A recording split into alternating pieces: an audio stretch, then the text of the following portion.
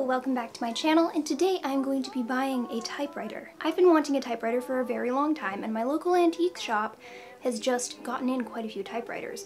So I have been saving up my money.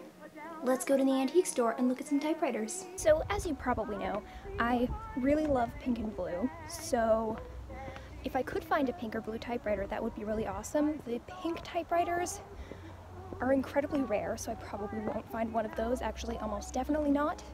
But there are some like teal typewriters out there, so that would be cool. If not, I would like to consider painting one, like spray painting it with some metal paint. I also would ideally like this typewriter to be from like the 30s to 50s. So like the plastic 60s and 70s typewriters are not what I'm going for. My budget is around $200-ish. I'm willing to go maybe $250 if I really had to. I've been saving up my money for a long time, so I also would ideally like it to be portable. So those are kind of our requirements, what we're looking for. Let's go into the shop.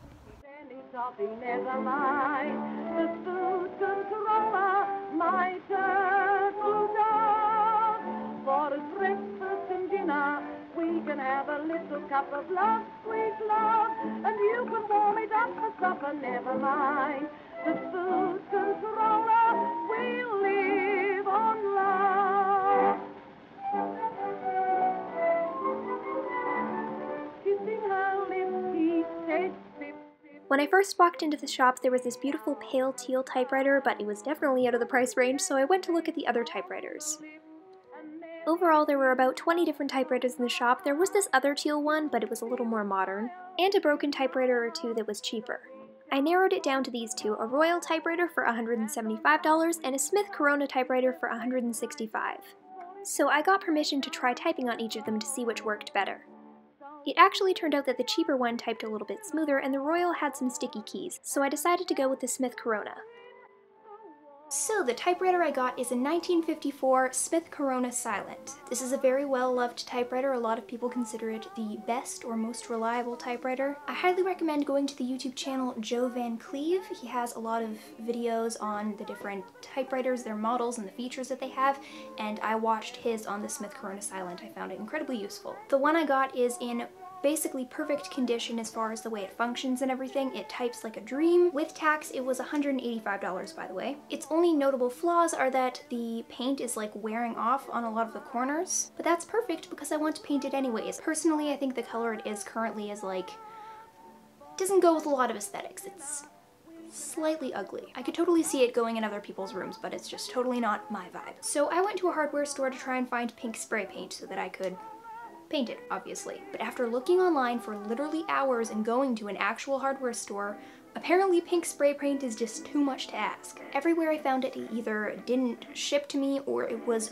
ridiculously expensive, like $50 just for one can of pink spray paint. So what I decided to do is get a can of primer spray paint and a sealing gloss spray. So I'm going to spray it with the primer, then paint it with pink acrylic paint, and then paint the sealing gloss over it. Of course, because I don't want to risk ruining a brand new beautiful typewriter, I tried it on a couple of these lids first. These are just from the recycling. One of these is metal and one is plastic. This actually did work incredibly nicely, but you can still see the expiration dates on these lids, and this is actually because like the ink from the expiration dates, because it was stamped on, it actually like leaked through the different layers, but there was like a logo printed on this lid underneath this, and you can't see that. It's just the expiration date because that's like an ink stamp.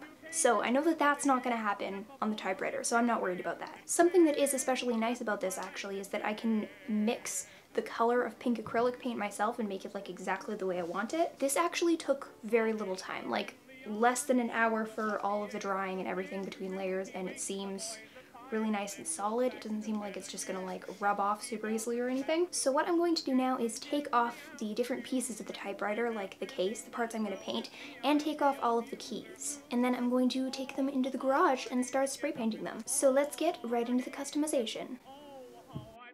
By the way, excuse the currently horrific lighting because it's winter and it gets dark very early. I was able to take off about half of the pieces of the typewriter that I needed to paint. So for the rest of it, I taped and papered off the parts that I didn't want to get paint on them. Then I started spraying on the primer, which I used about 3 coats of with half an hour drying time at least in between. Then I painted with the acrylic, using light pink and navy blue for all of the accents. This included repainting all of the keys, which took an incredibly long time. I sprayed them with the primer, used a few coats of navy blue paint, and then used white to paint on all of the digits and letters.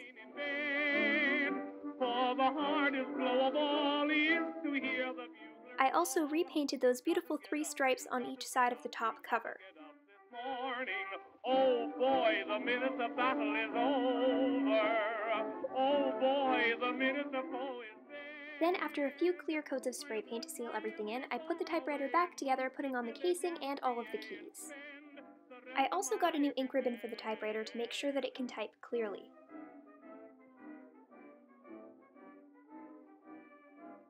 And here's the before and after.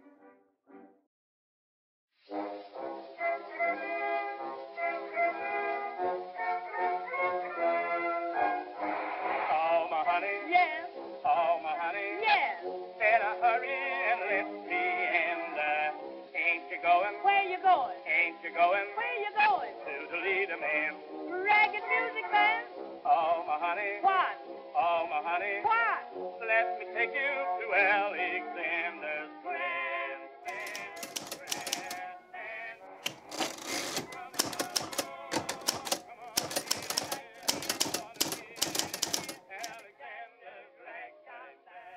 So that is my finished custom typewriter. This took me about 3 days total. The first day is when I bought it, and the second day is when I did most of the work, and then the third day is today. I've wanted a pink typewriter for an incredibly long time. It's from one of my favorite eras, the 1950s, and it is incredibly aesthetic. And I'll be using it to film my new video outro, which you'll probably see at the end of this video. Overall, this typewriter cost me about $200, $185 to buy the actual typewriter, that's including tax, and then another $20 or so to get the spray paint and the acrylic that I used to customize it. Then of course at the end of the day it's worth more than that because I put a lot of hours of work into it, but to me it's priceless. It's the typewriter I've wanted all my life, and I am most definitely going to be using it to type some letters to people.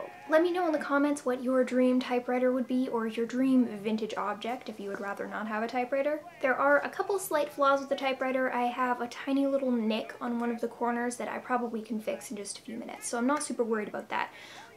There is also the space bar has like some cracks on the left side of it, and I don't really know exactly why that happened, but once I put the case of the typewriter on and everything, you can just hardly notice it, so I honestly don't really care that much. Really quick before I finish off this video, I'd like to mention that I have an Etsy shop called Gwen's Vintage Box, where I'm selling vintage and antique curated boxes themed after different colors, so the link will be in the description if you want to check that out. And I am also having a Valentine's sale that's going on right now and ends on Valentine's Day, so if you want to get 10% off, now is the time. That would be it for today. I hope you enjoyed this video.